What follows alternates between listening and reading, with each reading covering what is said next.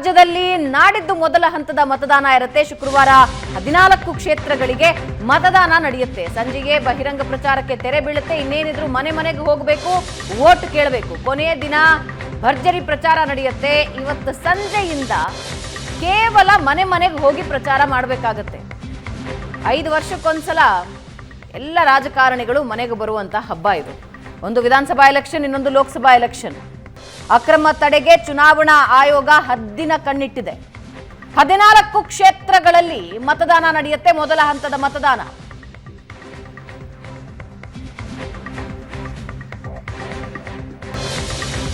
ರಾಜ್ಯದಲ್ಲಿ ಮೊದಲ ಹಂತದ ಚುನಾವಣೆಗೆ ಕೌಂಟ್ ಡೌನ್ ಶುರುವಾಗಿದೆ. ಮೊದಲ ಹಂತದಲ್ಲಿ ಹೈ ವೋಲ್ಟೇಜ್ ಕಣವಾಗಿವೆ 5 ಕ್ಷೇತ್ರಗಳು. ಲೋಕಸಭಾ ಕದನದಲ್ಲಿ ಪಂಚಕ್ಷೇತ್ರಗಳದ್ದೇ ಭಾರಿ ಸದ್ದು. ಲೋಕಸಭೆ ಸಮರದಲ್ಲಿ ಸದ್ದು ಮಾಡ್ತಾ ಇದೆ ಬೆಂಗಳೂರು ಗ್ರಾಮಾಂತರ. ಇಬ್ಬರು ಘಟಾನುಘಟಿಗಳ ನಡುವೆ ಭರ್ಜರಿ ಕದನ. ಡಾಕ್ಟರ್ ಮಂಜುನಾಥ್ ಮತ್ತು ಡಿಕೆ ಸುರೇಶ್ ನಡುವೆ ಹಣಾಹಣಿ ನಡೀತಾ ಇದೆ. ಹೈ ವೋಲ್ಟೇಜ್ ಕದನ. ಡಿಕೆ ಸುರೇಶ್ ಈಗಾಗಲೇ 3 ಬಾರಿ ಆಯ್ಕೆಯಾಗಿ ಬಂದಿದ್ದಾರೆ. ಒಂದು ಉಪಚುನಾವಣೆ, 2 ಲೋಕಸಭಾ ಚುನಾವಣೆ. ಅವರಿಗೆ ಟಕ್ಕರ್ ಕೊಡೋದಕ್ಕೆ ಬಿಜೆಪಿ ಅಭ್ಯರ್ಥಿಯಾಗಿ ಡಾಕ್ಟರ್ ಮಂಜುನಾಥ್ ಅವರು ಈ ಬಾರಿ ಕಣದಲ್ಲಿದ್ದಾರೆ.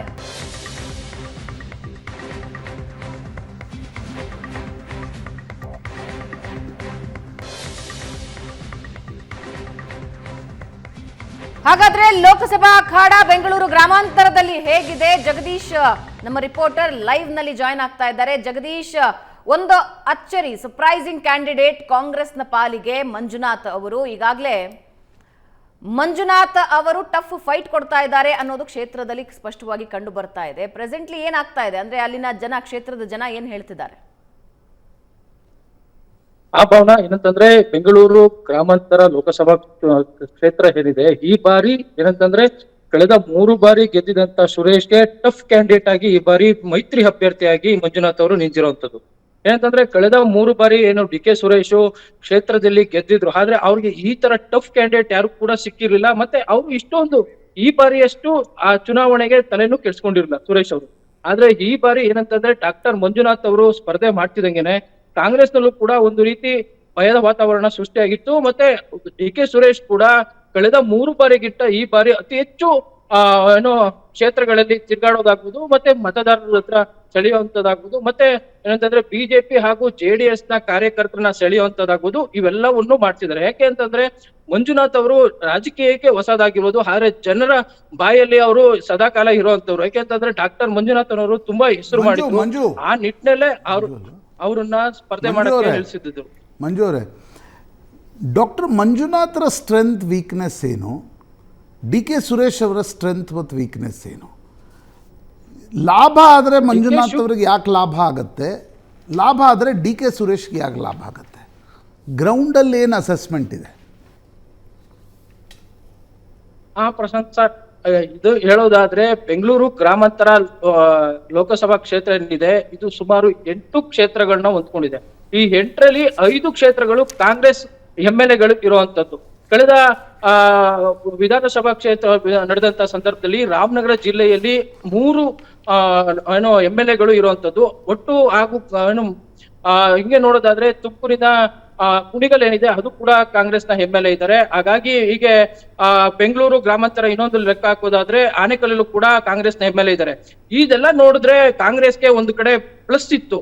ಆದ್ರೆ ಮಂಜುನಾಥ್ ಅವರು ಕ್ಯಾಂಡಿಡೇಟ್ ಹಾಕ್ತಿದಂಗೆನೆ ಒಂದು ರೀತಿ ಹಳೆ ಸೃಷ್ಟಿ ಆಯ್ತು. ಯಾಕೆಂತಂದ್ರೆ ಡಾಕ್ಟರ್ ಮಂಜುನಾಥ್ ಅವರು ಹೃದಯ ತಜ್ಞರು, ಹಾಗಾಗಿ ಅವರು ಒಳ್ಳೆ ಕೆಲಸಗಳನ್ನ ಮಾಡಿದ್ದಾರೆ. ಹಾಗಾಗಿ ಅವ್ರಿಗೆ ಮತಗಳನ್ನ ಹಾಕ್ಬೇಕು ಅನ್ನೋ ಒಂದ್ ಕಡೆ ಹೊಲ್ಪ್ ಬಂತು. ಆದ್ರೆ ಏನಂತಂದ್ರೆ ಇಲ್ಲಿ ಡಿಕೆ ಸುರೇಶ್ ಅವರ ಪ್ಲಸ್ ನೋಡೋದಾದ್ರೆ ಅವರು MP ಆದ ನಂತರ ಕ್ಷೇತ್ರದಲ್ಲಿ ಏನಂತಂದ್ರೆ ಇರುವ 8 ಕ್ಷೇತ್ರಗಳಲ್ಲೂ ಕೂಡ ಪ್ರತಿ ದಿನ ಓಡಾಡ್ತಿದ್ದಾರೆ. ಮತ್ತೆ ಸಾಮಾನ್ಯ ಜನರು ಕೂಡ ಸಿಗ್ತಾ ಇದ್ದಾರೆ.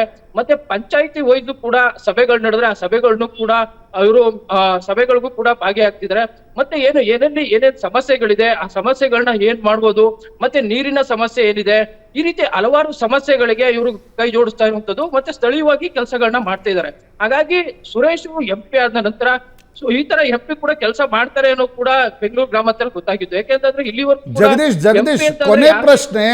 ಜಗದೀಶ್ ಕೊನೆಯ ಪ್ರಶ್ನೆ, ಬೆಂಗಳೂರು ಗ್ರಾಮಾಂತರ ಕಳೆದ ಬಾರಿ ಮಂಡ್ಯದ ರೀತಿಯಲ್ಲಿ ಪಾಪ್ಯುಲರ್ ಪರ್ಸೆಪ್ಷನ್ ಮೇಲೆ ಹೋಗುತ್ತಾ, ಅಥವಾ ಇಲ್ಲ ಕೆಳಗಡೆ ಮೇಲ್ಗಡೆ ಹವಾ ಜಾಸ್ತಿ ಇದೆ, ಕೆಳಗಡೆ ಮಾತ್ರ ಡಿ ಕೆ ಸುರೇಶ್ ಒಂದು ಪಕ್ಕಡ ಕ್ಷೇತ್ರದ ಮೇಲಿದೆ, 3 ಬಾರಿ ಸಂಸದ, ಸರ್ಕಾರ ಇದೆ, ಡಿ ಕೆ ಶಿವಕುಮಾರ್ ಉಪಮುಖ್ಯಮಂತ್ರಿ ಆಗಿದ್ದಾರೆ, ಆ ಕಾರಣದಿಂದ ಒಂದು ಪಕ್ಕದ ಮೇಲಾಗತ್ತಾ? ಅಥವಾ ಪಾಪ್ಯುಲರ್ ಪರ್ಸೆಪ್ಷನ್ ಮಂಡ್ಯದಲ್ಲಿ ಏನು ನಡೀತು, ಒಂದು ಚುನಾವಣೆಯಲ್ಲಿ ಏನೋ ಒಂದು ಗಾಳಿ ಬರುತ್ತೆ, ಏನೋ ಆಗ್ಬಿಡುತ್ತೆ ಅನ್ನುವ ಸ್ಥಿತಿಯಲ್ಲಿದೆನಾ? ಈಗ ಹೇಳೋದಾದ್ರೆ ಇದೆ, ಈ ಮಂಡ್ಯ ಕ್ಷೇತ್ರದಲ್ಲಿ ಯಾವ ರೀತಿ ಸುಮಲತಾ ಒಂದು ಪಾಪ್ಯುಲರ್ ಪಡ್ಕೊಂಡಿದ್ರು, ಆ ಪಾಪ್ಯುಲಾರಿಟಿ ಇವತ್ತಿಗೂ ಕೂಡ ಡಾಕ್ಟರ್ ಮಂಜುನಾಥ್ಗಿದೆ. ಯಾಕೆ ಅಂತಂದ್ರೆ ಅವ್ರು ಇಲ್ಲಿವರೆಗೂ ಕೂಡ ಇವತ್ತು ಕೂಡ ಅವರ ವಿರೋಧ ಕ್ಯಾಂಡಿಡೇಟ್ ಕೂಡ ಅವ್ರ ಬಗ್ಗೆ ಯಾವುದೇ ಒಂದು ನೆಗೆಟಿವ್ ಕೂಡ ಮಾತಾಡ್ತಾ ಇಲ್ಲ. ಮತ್ತೆ ಅವರ ಕಾಂಗ್ರೆಸ್ ಕ್ಯಾಂಡಿಡೇಟ್ಗಳು ಕೂಡ ಅವ್ರ ಪರವಾಗಿ ಮಾತಾಡ್ತಿದ್ರು, ಅವ್ರು ಒಳ್ಳೆ ಡಾಕ್ಟ್ರು, ಆದ್ರೆ ರಾಜಕೀಯಕ್ಕೆ ಯಾಕೆ ಬರ್ಬೇಕಾಗಿತ್ತು ಅನ್ನೋದು ಮಾತಾಡ್ತಿದ್ರು. ಯಾವುದೇ ವಿರೋಧವಾಗಿ ಅವ್ರ ಬಗ್ಗೆ ಯಾವುದೇ ನೆಗೆಟಿವ್ ಆಗಿ ಬರ್ತಾ ಇಲ್ಲ. ಅದು ಒಂದು ಕಡೆ ಮಂಜುನಾಥ್ ಅವ್ರಿಗೆ ಒಂದು ಬೆನಿಫಿಷನ್ ಆಗ್ತಾ ಇದೆ. ಮತ್ತೆ ಈ ಮೈತ್ರಿ ಏನೋದೇನಿದೆ, ಇದು JDS ಹಾಗೂ ಬಿಜೆಪಿ ಎರಡೂ ಇರೋದ್ರಿಂದ ಒಂದು ರೀತಿ ಬಿಜೆಪಿಗೆ ಇದು ಬೆನಿಫಿಷನ್ ಆಗ್ತಾ ಇದೆ. ಆದ್ರೆ ಕಾಂಗ್ರೆಸ್ ಅಲ್ಲಿ ಏನಪ್ಪಾ ಅಂತಂದ್ರೆ ಈ 5 ಗ್ಯಾರಂಟಿಗಳು ಮಹಿಳೆಯರು ಕೈ ಹಿಡಿತಾರೆ ಅನ್ನೋದು ಕಾಂಗ್ರೆಸ್ ನಲ್ಲಿ ಇರುವಂತದ್ದು. ಹಾಗಾಗಿ ಒಟ್ಟಾರೆಯಾಗಿ ಮಂಜುನಾಥ್ ಮತ್ತೆ ಡಿ ಕೆ ಸುರೇಶ್ ನಡುವೆ ಪ್ರಬಲ ಪೈಪೋಟಿ ಏರ್ಪಟ್ಟಿರೋದು ನಿಜ, ಹೈವೋಲ್ಟೇಜ್ ಕ್ಷೇತ್ರವಾಗಿರೋದು ನಿಜ. ಆದ್ರೆ ಮತದಾರರು ಯಾರು ಕೈ ಹಿಡಿತಾರೆ, ಆದ್ರೆ ಯಾವ ರೀತಿ ಇದು ಚುನಾವಣೆ ನಡೆಯುತ್ತೆ ಅಂತಂದ್ರೆ ಇಲ್ಲಿವರೆಗೂ ಕೂಡ ಪಿಕ್ಚರ್ ನಡೆದಿದೆ. ಕ್ಲೈಮ್ಯಾಕ್ಸ್ ಇವತ್ತು ಬಾಕಿ ಇದೆ. ಯಾಕೆಂದ್ರೆ ಇವತ್ತು ಮತ್ತೆ ನಾಳೆ ಯಾವ ರೀತಿ ಚುನಾವಣೆ ನಡೆಸ್ತಾರೆ ಅನ್ನೋದು ಕೂಡ ನೋಡ್ಬೇಕಾಗಿದೆ. ಯಾಕೆಂತಂದ್ರೆ ಇಲ್ಲಿವರೆಗೂ ಕೂಡ ಬರೀ ಕ್ಯಾಂಪೇನ್ ಗಳನ್ನ ಮಾಡ್ತಾ ಇದ್ರು. ಈ 2 ದಿನಗಳೇನಿದೆ ಇದು ತುಂಬಾ ಮತದಾರನ ಯಾವ ರೀತಿ ಸೆಳೀತಾರೆ ಅನ್ನೋದು ಕೂಡ ಕಾದು ನೋಡ್ಬೇಕಾಗಿದೆ. ರೈಟ್ ಜಗದೀಶ್, ಧನ್ಯವಾದ ನಿಮ್ಮೆಲ್ಲ ಮಾಹಿತಿಗೆ. ಕ್ಷೇತ್ರಕ್ಕೆ ಹೋದಾಗ್ಲೂ ಕೂಡ ಪ್ರಶಾಂತ್, ಒಂದು ಗುಡ್ ವಿಲ್ ಇದೆ. ಅಂದ್ರೆ ಮಂಜುನಾಥ್ ಅವರ ಬಗ್ಗೆ, ಅವರ ಕೆಲಸದ ಬಗ್ಗೆ ಜನರಲ್ಲಿ ಅದೊಂದು ಒಳ್ಳೆ ಮಾತಿದೆ. ತುಂಬ ಜನ ನನ್ನ ಹತ್ರ ಮಾತಾಡಿದವರು ನಾವು ಹೋಗಿ ಜಯದೇವದಲ್ಲಿ ಫ್ರೀ ಆಗಿ ಟ್ರೀಟ್ಮೆಂಟ್ ಮಾಡಿಸ್ಕೊಂಡ್ ಬಂದ್ವಿ ಅಂತ. ಬಟ್ ಆ ಗುಡ್ ವಿಲ್ ಏನಿದೆಯಲ್ಲ ಅದು ಓಟಾಗಿ ಕನ್ವರ್ಟ್ ಆಗುತ್ತಾ ಅನ್ನೋದೇ ಸದ್ಯದ ಪ್ರಶ್ನೆ ಆಗಿದೆ. ಆ್ಯಂಡ್ ಈ ಕೊನೆ 2 ದಿನ ಇದೆಯಲ್ಲ, ದಿಸ್ ಇಸ್ ಕ್ರೂಷಿಯಲ್. ಈ ಕೊನೆ 2 ದಿನದಲ್ಲಿ ಏನೆಲ್ಲ ಲೆಕ್ಕಾಚಾರಗಳು ನಡೆಯುತ್ತವೆ ಅನ್ನೋದು ಬಹಳ ಇಂಪಾರ್ಟೆಂಟ್. 2 ಸಂಗತಿಗಳಿವೆ. Doctor Manjunath is a popular perception ಇದೆ, the best candidate against D K Suresh ಅಂತ, ಅಂದರೆ ಬಿಜೆಪಿ JDS ದೃಷ್ಟಿಯಿಂದ ನೋಡಿ. But D K Suresh is always a master strategist. ಅವ್ರಿಗೆ ಕ್ಷೇತ್ರದ ಮೇಲೆ ಒಂದು ಹಿಡಿತಾ ಇದೆ. ಅಂಡ್ ಅವರು ಸಿಗ್ತಾರೆ ಜನರಿಗೆ ಅನ್ನೋದು, ಆಕ್ಸೆಸಿಬಲ್, ಗುಡ್ MP, ಅದೆಲ್ಲವೂ ಇದೆ. ಹೀಗಾಗಿ ಈ 2ರ ನಡುವೆ ಜನ ಏನನ್ನ ಆಯ್ಕೆ ಮಾಡ್ತಾರೆ ನನಗನ್ಸುತ್ತೆ. ನೋಡಿ, ಅನೇಕ ಕ್ಷೇತ್ರಗಳಲ್ಲಿ ನಿಮ್ಗೆ ಅಭ್ಯರ್ಥಿಗಳ ಹೆಸರುಗಳೇ ಗೊತ್ತಿರಲ್ಲ. ಬಟ್ ಈ ಕ್ಷೇತ್ರ ಒಂದು ಕೇವಲ ಮೋದಿ ಅಂತಲ್ಲ, ಇಲ್ಲಿ 2 ಅಭ್ಯರ್ಥಿಗಳ ಪರ ಮತ್ತು ವಿರೋಧದ ಮೇಲೆ ವೋಟಿಂಗ್ ನಡೆಯುತ್ತೆ. That is very important in Bengaluru ಗ್ರಾಮಾಂತರ. ಇಫ್ ಮಂಜುನಾಥ್ ಅವರ ಹೆಸರು ವರ್ಕ್ ಆಯಿತು ಅಂದರೆ ತುಂಬ crucial, neck to neck fight ಇರುತ್ತೆ. ಒಂದು ವೇಳೆ ಪಕ್ಕಡ್ ಜಾಸ್ತಿ ಇತ್ತು ಡಿ ಕೆ ಸುರೇಶ್ ಅವ್ರದ್ದು ಅಂತ ಹೇಳಿದ್ರೆ ಗೆಲುವು ಆರಾಮಾಗತ್ತೆ ಅಂತ ಅನ್ಸುತ್ತೆ.